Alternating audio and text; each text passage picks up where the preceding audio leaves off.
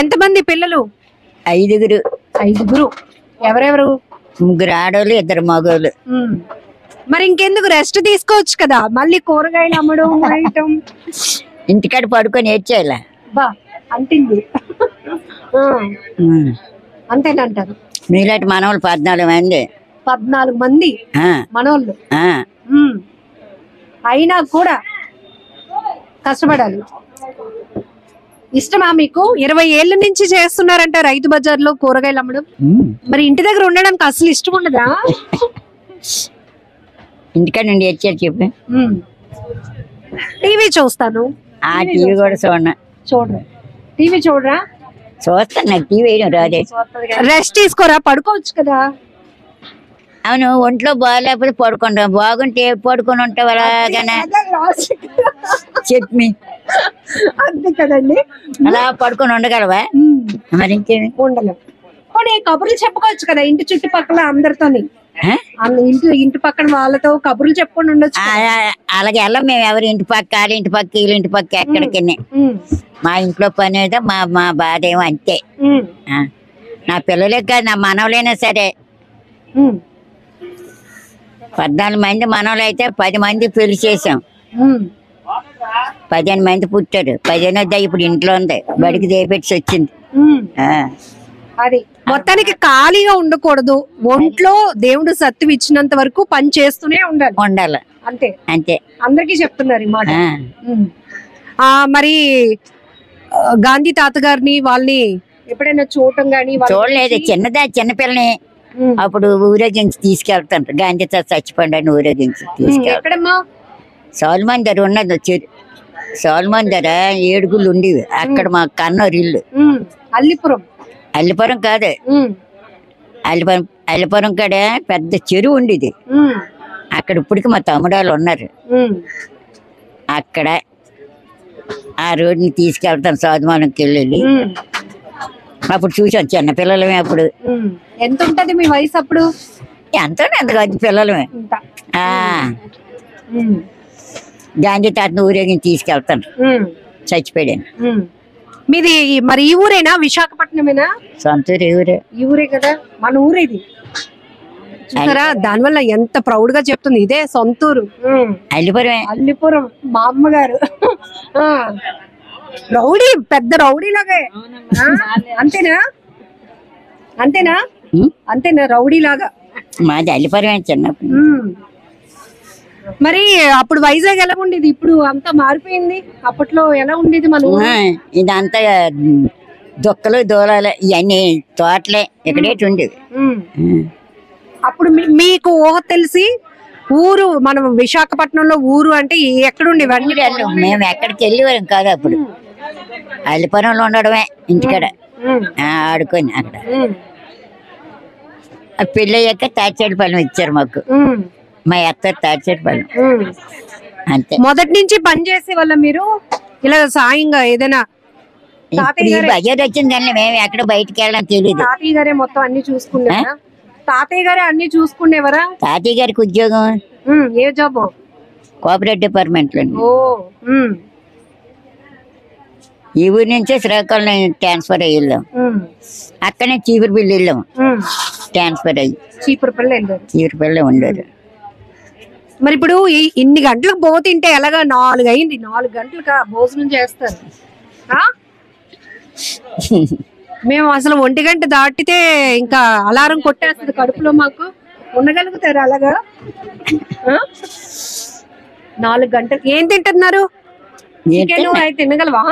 Chicken తినలే. వద్దులే, మనకు మంచిది ఏదైతే అదే తినాలి. ఏమిష్టం నీకు బాబు గారు? ఏమిష్టం? కూర ఏమిష్టం? ఏదైనా సరే ఎన్నాళ్ళ పళ్ళు సరిగ్గా లేక మెత్త తినలేని తిన్నా. ఏదో మెత్తకుంటే తింటాను, లేకపోతే. ఎన్ని గంటలు లెగుస్తారు? ఎన్ని గంటలకి లెగుస్తారు? 4 గంటలకి లేస్తాం మేము. ఇప్పటికీనా 4 గంటలకి లెగడం అలవాటు అయిపోయింది. మరి.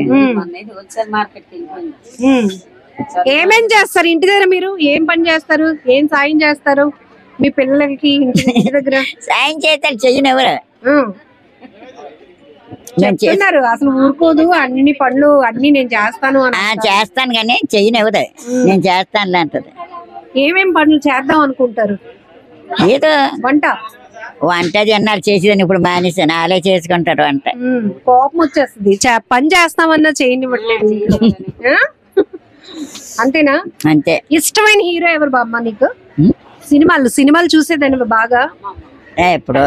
ఎప్పుడు సినిమాలు అయ్యి ఏ చెప్పు మరి, ఏ సినిమాలు ఏటి లేవమ్మా ఇప్పుడు? ఇప్పుడు కాదులే, అప్పుడు ఎప్పుడు ఎవరు హీరో, ఎవరిష్టం, ఎవరి సినిమా తెలియదురా బాబు.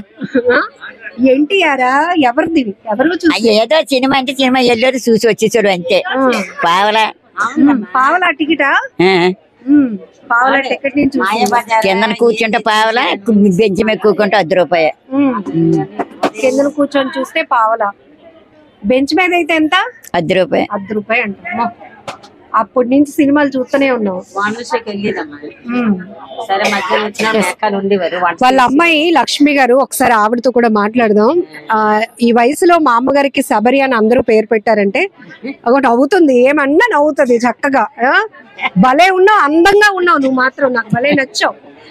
అప్పట్లో మరి ఇంకా ఎంత బాగా అందంగా ఉండేదాన్ని ఓ 10 ఏళ్ల క్రితం. ఇప్పటికే ఇంత అందంగా ఉన్నావు. తాతయ్య గారు అస్తమానం అలాగే చెప్పేవారు నీకు? తాతయ్య గారు అస్తమాను చాలా అందంగా ఉంటావు నారాయణమ్మ అని అనేవారా?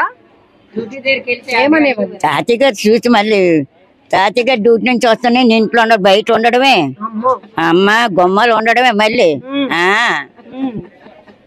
గుమ్మలు కనబడమే, ఇంట్లో ఉండాలి. గుమ్మలు ఎందుకున్నావు? ఉండకూడదు అనేవారు. ఇంట్లోగానే ఉండాలి. మళ్ళీ తాతయ్య గారు వచ్చిన బయటకు రావాలి, లేకపోతే ఇంట్లో ఉండాలి. అలా ఉండేవి. మీ అత్తయ్య గారు వాళ్ళు ఎలాగుండేవారు? మా అత్తయ్య గారు మంచినీళ్ళు కానీ పంపేవారు కాదు. మంచినీళ్ళు తాగుతానన్న పంపేవారు? మూతి నీళ్ళకి వెళ్ళిచ్చారు కాదు ఎవరు, ఇంటికాడ ఉండడమే. బయట కంటే రానిచ్చేవారు కాదు.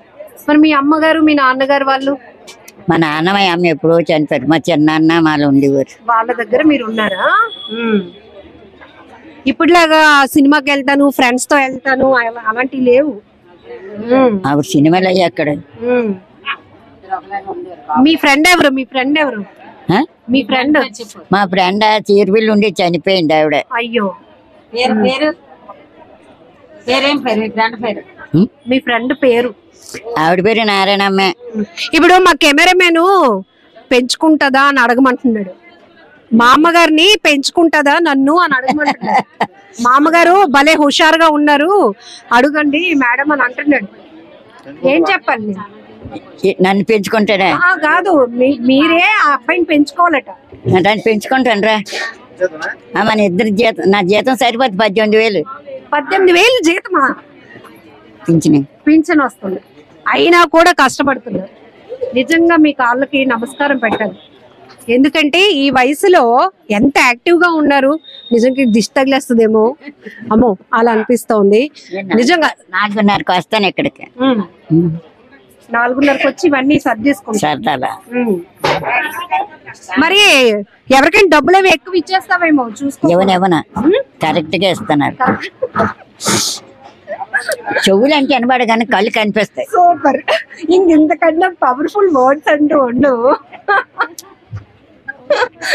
మా అమ్మతో ఉంటే కాసేపు స్ట్రెస్ అంతా పోతుంది. నేను కూడా ఇంటర్వ్యూ ఏదో సీరియస్ గా చేయాలని కాదు, కాసేపు మా అమ్మగారితో సరదాగా గడపాలనిపించింది.